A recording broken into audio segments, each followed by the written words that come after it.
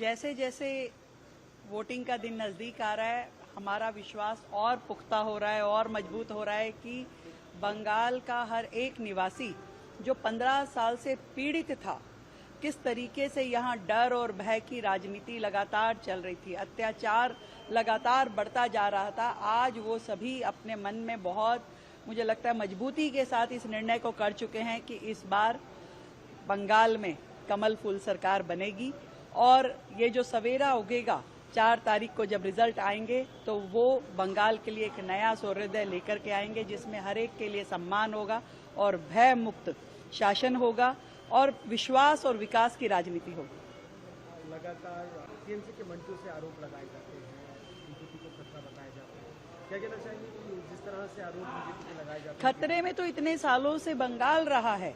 आप बताइए मुझे कि यहाँ की हर एक महिला, यहाँ की हर एक बेटी किस तरीके से यहाँ पे रोजाना एक एक दिन करके गुजारती है, जहाँ टीएमसी के गुंडों का गुंडा राज व्याप्त है, जहाँ पे बेटियाँ घरों से बाहर निकल नहीं सकती और निकलती है तो माननीय मुख्यमंत्री जी कहती हैं कि वो घर से ही क्यों निकल रही है। यहाँ आरजी कार की बात ले लो या जिस तरीके से जितनी भी यहाँ पे दुर्घटनाएं हुई है वो ये बताती है कि महिला मुख्यमंत्री के राज में भी यहाँ की महिलाएं सुरक्षित नहीं रही है।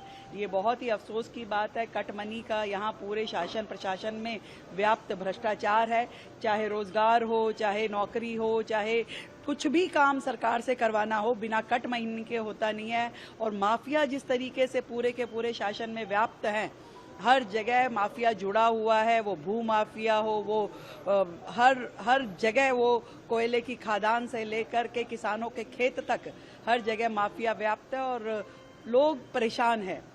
किसान रो रहा है, उसको उसकी फसल का पूरा दाम नहीं मिलता है, युवा रो रहा है कि उसे रोजगार नहीं मिलता है, महिलाएं परेशान है कि उनका सम्मान नहीं है यहाँ। तो ऐसी राज्य की सरकार को किस लिए दोबारा वोट देना चाहिए, ये बड़ा प्रश्न है। ममता बनर्जी बार-बार अपनी सभा से कह रही थी जिस तरह से प्रधानमंत्री रास्ते में उतरे, झालमुड़ी खाए, एक स्क्रिप्टेड ड्रामा था, सजाया हुआ ये ड्रामा था जो कि वो सोशल मीडिया पे हाईलाइट कर रहे बंगाल में आकर। सब कुछ उनके कहने के मुताबिक होता है क्या? वो यदि सड़क पे पैदल चले तो उनकी सत्यनिष्ठा है, और यदि माननीय प्रधानमंत्री जी, वो तो प्रधानमंत्री जी ने तो स्वयं को हमेशा से जमीन से जोड़े रखा, लोगों के बीच में रखा। एकमात्र देश के प्रधानमंत्री, वो सफाई कर्मचारी से लेकर के साधारण मजदूर से लेकर के हर व्यक्ति के दिल में बसे हैं। उसके साथ खड़े होकर के, उसके साथ बैठ करके जिसने एक थाली तक में भी भोजन किया हो, ऐसे प्रधानमंत्री के बारे में वो शब्द जो कह रही है उन्हें भी सोचना चाहिए। और वैसे कोई अचरज की बात नहीं है, क्योंकि यहाँ की मुखिया ममता बनर्जी ने तो हमेशा से सरकारी संस्थाओं पे, न्यायपालिका पे और संवैधानिक संस्थाओं पे हर एक पे इल्जाम लगाया। कभी वो इलेक्शन कमीशन उनके लिए खराब है, कभी प्रधानमंत्री मोदी खराब है, कभी राष्ट्रपति जी के लिए बुरा बोलती हैं। तो ऐसे कौन सा व्यक्ति या संस्था है जिसके बारे में उन्होंने कभी खराब नहीं कहा है? मुख्यमंत्री ममता बनर्जी और एक बात कह रही है कि स्वामी विवेकानंद ने नहीं कहा था कि मुझे खून दो मैं तुम्हें आजादी दूं, ये कहा था सुभाष चंद्र नेताजी ने कहा था। लेकिन ये बात योगी आदित्यनाथ कह रहे हैं, उनको योगी आदित्यनाथ को ये पता नहीं कि स्वामी विवेकानंद कौन है और नेताजी कौन है। मुझे लगता है कि ममता जी को अपने चुनाव प्रचार में ध्यान देना चाहिए। जमीन उनके पैरों के नीचे से खिसक रही है, वो इस चीज पे ध्यान ना दें कि कौन कहाँ जा रहा है, कौन क्या कह रहा है। जनता क्या कह रही है, कान लगा के जरा उस आहट को सुने, जो आहट आ रही है कि बंगाल से टीएमसी जा रही है।